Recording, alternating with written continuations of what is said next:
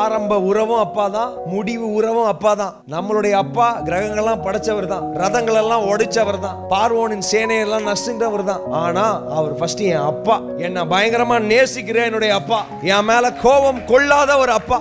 அதுக்கப்புறம் தான் இந்த எல்லா பிக்சரும் சேரும். பயபக்தி எங்க, நடுக்கம் எங்க, எல்லாம் வேணும் தான். ஆனா ஃபர்ஸ்ட் என் அப்பா நான் புரிஞ்சிட்டு நான் பயபக்தியா இருப்பேன். This is who your father is.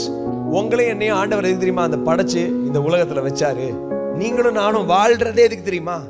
உறவுக்காக தான் வாழ்றோம். மேல இருக்கிற அப்பாவோட நேசத்தை புரிஞ்சுக்கிறதுக்காக தான் நீங்க நானும் வாழ்றோம். அதெல்லாம் அப்பா ரொம்ப முக்கியம். அப்பா என்றால் மை ஃபாதர்னு அர்த்தம். வெறும் ஃபாதர் கிடையாது, மை ஃபாதர். அந்த அப்பாவை உங்க அப்பாவா ஆக்குகிறதற்காக தான் இயேசு கிறிஸ்து வந்தாரு. மை ஃபாதரை he wanted to make it your father too. அதுக்காக தான் ஜீசஸ் மேல இருந்து இறங்கி வந்திருக்கிறாரு. அந்த நேசத்துக்கு நடுவுல தான் பல கதைகள். ஆபிரகாம் கதை, யாக்கோபு கதை, ஈசாக்கு கதை, எஸ்தர் கதை, மொர்தகாய் கதை, எல்லாமே அந்த நேசத்தோடைய வெளிப்பாட்டுக்கு நடுவுல வந்ததை ஆண்டவர் எப்படி மீட்டெடுக்கிறாரு, மறுபடி எப்படி நேசத்தை காட்ட நினைக்கிறாரு. இதுதான் சிம்பிளிஃபைடு ரிலேஷன்ஷிப்.